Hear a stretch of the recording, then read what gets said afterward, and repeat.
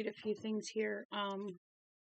We had a glitch earlier, so I'm going to I posted part 6, which was the ending, but I'm going to read these few, 2, 3, 4, a little over 4 pages real quick, and that'll be part 5, and then we'll continue with chapter 4.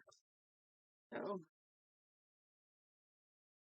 at this point, remember Johnny Marinville is interacting with Collie the cop. "Hey, don't get it going," he said to the cop. "That's Trey creepy." The cop ignored him. He was looking at the coyote, which was now looking intently back at him with its yellow gaze.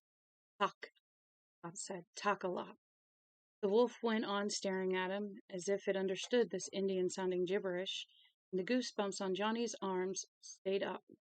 The wind gusted again, blowing his dropped notepad, over onto the shoulder of the road, where it came to rest against a jutting. Johnny didn't notice. Had the autograph he'd intended to give the cop were, for the moment, the furthest things from his mind.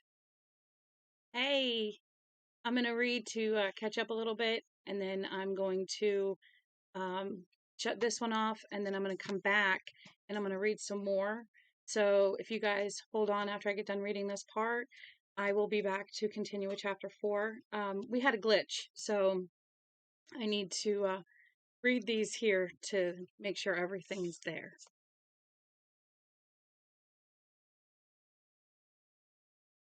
This goes in the book, he thought. Everything else I've seen still up for grabs, but this goes in.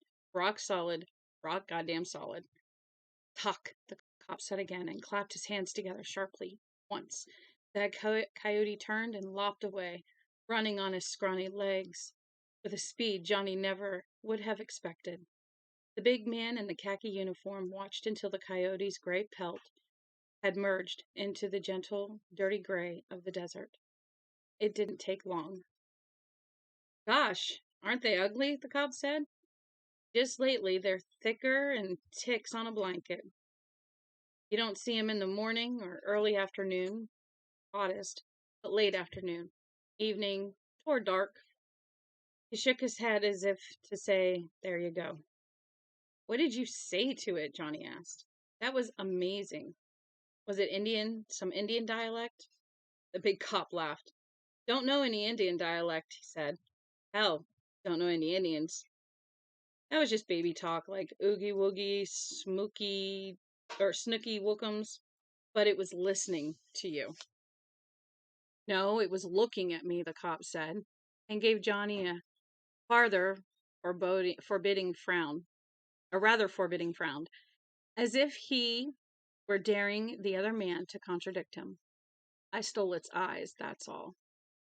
"The holes in it of its eyes. I suppose most of that animal tamer stuff is for the birds, but when it comes to slickers like desert wolves, well, if you steal their eyes, it doesn't matter what you say.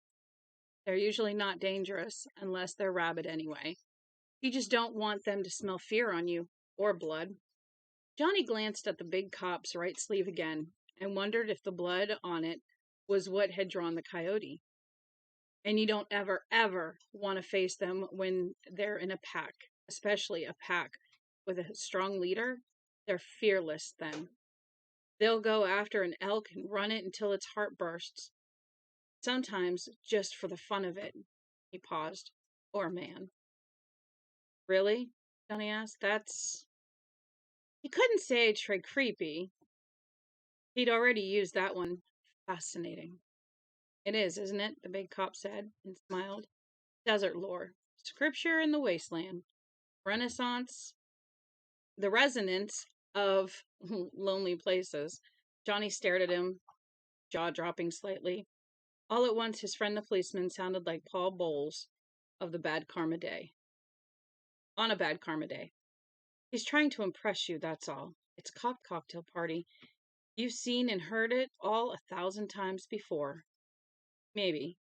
But he still could have done without it in this context. Somewhere off in the distance, another howl rose, trembling the air like an auditory heat haze. It wasn't the coyote which had just run off. Johnny was sure of that. this howl had come from farther away, perhaps in answer to the first. "Oh, hey, time out," the cop exclaimed. For one exceedingly strange moment, he had no idea what the cop was talking about. He had thought the cop was talking about his thoughts, as if he practiced telepathy as well as elliptical pretentiousness. But the big man had turned back to the motorcycle again and was pointing to the left-hand saddlebag.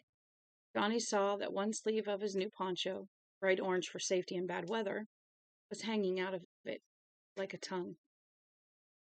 I didn't see that when I stopped to take a leak, he wondered. How could I have missed it?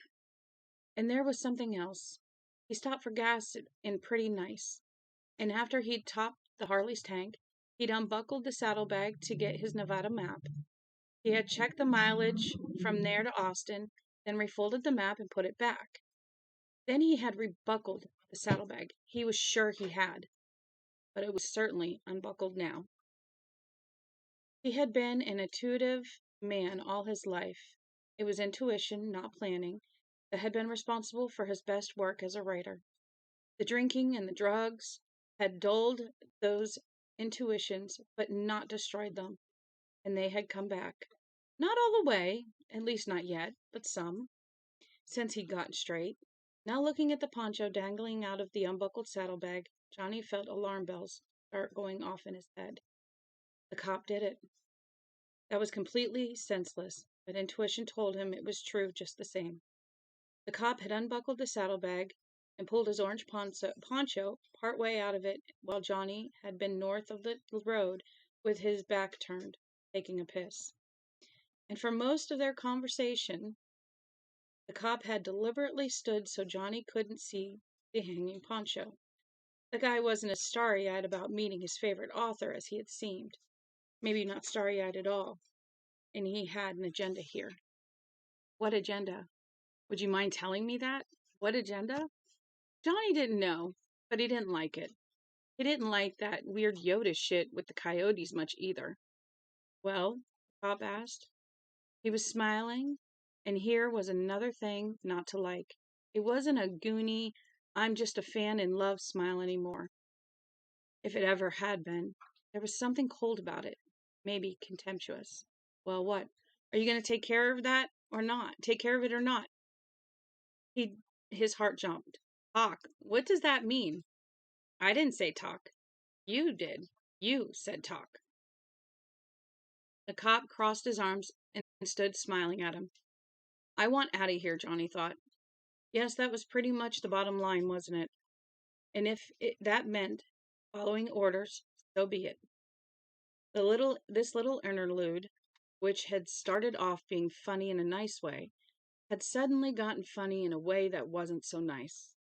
As if a cloud had gone over the sun and a previously pleasant day had darkened, grown sinister. Suppose he means to hurt me. He's pretty clearly a beer or two short of a six-pack. Well, he answered himself, suppose he does. What are you going to do about it? Complain to the local coyotes?